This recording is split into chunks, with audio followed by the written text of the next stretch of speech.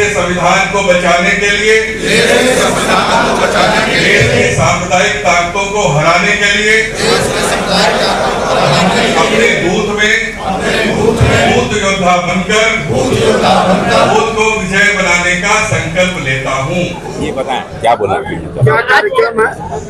देखिए, लोकसभा चुनाव के तहत उत्तर प्रदेश के 80 लोकसभा चुनाव में गठबंधन के प्रत्याशी जो लड़ रहे हैं, इसमें मात्र 17 प्रत्याशी कांग्रेस के चुनाव चिन्ह पर लड़ रहे हैं और 63 प्रत्याशी समाजवादी और अन्य चुनाव चिन्ह पर लड़ रहे हैं। हमारी कोशिश ये है, माननीय नेतृत्व आदरणीय राहुल गांधी जी के निर्देश पर पूरी 80 सीटों पर बेहतर समन्वय के लिए हम वहां पे कांग्रेस के कार्यकर्ताओं और अन्य दलों के कार्यकर्ताओं को एक साथ मिलाकर ये समन्वय स्थापित कर रहे हैं, ताकि इन 80 सीटों पर भारतीय जनता पार्टी को एक कड़ी चुनौती दी जाए।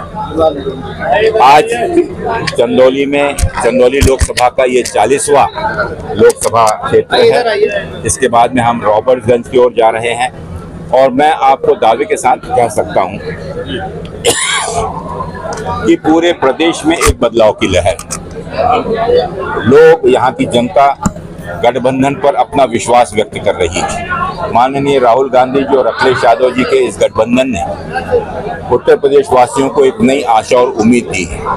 वो मुक्त होना चाहते हैं। आज के जो इस प्रकार का रवैया यहाँ की सरकार लोगों को आतंकित कर और डरा धमका कर यहाँ सरकार चला रही है, और इस प्रकार के तानाशाही रवैये से जो कि केंद्र सरकार में माननीय मोदी जी के नेतृत्व में संवैधानिक संस्थाओं का दुरुपयोग कर राजनीतिक पार्टियों का दमन और उनकी आवाज को कमजोर करने का जो प्रयत्न है, उसको खत्म कर फिर से इस देश के देशवासियों को सत्ता दर्ज करना चाहती है। कोशिश गठबंधन की यही है कि ये चुनाव इस देश के संविधान को बचाने का चुनाव है। ये चुनाव इस देश में पुनः एक बार लोकतंत्र स्थापित करने का चुनाव है, जहां पर कि आम आदमी की आवाज और जनता सरकार तक पहुंचाने में किसी प्रकार का डर और खौफ ना रहे।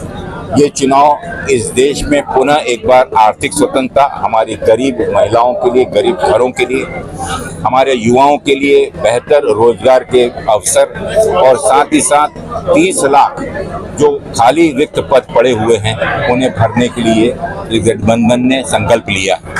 हमने संकल्प लिया है, राहुल जी ने जो 5 सूत्रीय कार्यक्रम दिए हैं उसमें युवाओं को न्याय देने की बात कही है, देश की गरीब महिलाओं को आर्थिक सुरक्षा और न्याय देने की बात कही है, इस देश के किसानों को उनके उपज का सही मूल्य मिले, उसको कानून बनाकर उसे कानून के रूप में देश के किसानों की एक सुरक्षा के लिए न्याय देने का वादा किया, और साथ ही साथ जनगणना कर इस देश के हर समाज के, हर गरीब के घरों में देश की अर्थव्यवस्था का सही हिस्सा उसे मिले, इसे आश्वस्त इस चुनाव पत्रिका में, इस न्याय पत्र में किया गया है। लेकिन आज एक आपके सहयोगी रहे आचार्य प्रमोद कृष्ण, उन्होंने आरोप लगाया है कि सुप्रीम कोर्ट द्वारा मंदिर का फैसला आने के बाद राहुल गांधी ने आपात बैठक करके और कहा कि मेरी सरकार बनती है तो मैं सुपर पावर कमीशन गठित करके इस मंदिर के फैसले को बदल दूंगा। क्या कहेंगे? माननीय प्रमोद कृष्णन जी बहुत ही बुद्धिमान और बुद्धिजीवी व्यक्ति हैं। मुझे लगता है कि वो देश की लोगों की सोच को भली भांति जानते हैं। माननीय मंदिर, मस्जिद, गुरुद्वारा के प्रति इस देश का व्यक्ति, हर व्यक्ति नतमस्तक होता है। हर धर्म जाति की जो मान्यता है उसको हम सब मान्य करते हैं। राजनीति और धर्म अलग अगर हम रखेंगे तभी इस देश का भला होगा। माननीय मोदी जी अपनी विफलताओं को छुपाने के लिए आदरणीय आचार्य प्रमोद कृष्णन जी जैसे व्यक्तियों के माध्यम से लोगों का जो ध्यान भटकाना चाहते हैं, मैं उनसे यही प्रश्न करना चाहता हूं कि माननीय मोदी जी मंदिर, मस्जिद, गुरुद्वारा, गिरजाघर छोड़कर पहले इस देशवासी जो प्रश्न पूछ रहे हैं कि इस देश में 20 करोड़ नौकरियों का वादा जो आपने किया था उसका क्या हुआ। इस देश की आसमान छूती हुई महंगाई जो चरम सीमा पर है उसका क्या उपाय है। इस देश में जो रुपए की कीमत 50 पैसे से भी कम आज हो गई है, उसके लिए वो क्या योजना कर रहे हैं। इस देश के भाईचारे में जो दरार करके वो कमजोर करने की कोशिश कर रहे हैं, उसके लिए वो क्या कर रहे हैं। इस देश के लोकतंत्र को ताक पे रखकर चुनकर आए हुए मुख्यमंत्रियों को बिना किसी अपराध के साबित हुए जेल की सलाखों के पीछे रखा हुआ है, उसके पीछे उनकी मंशा क्या है।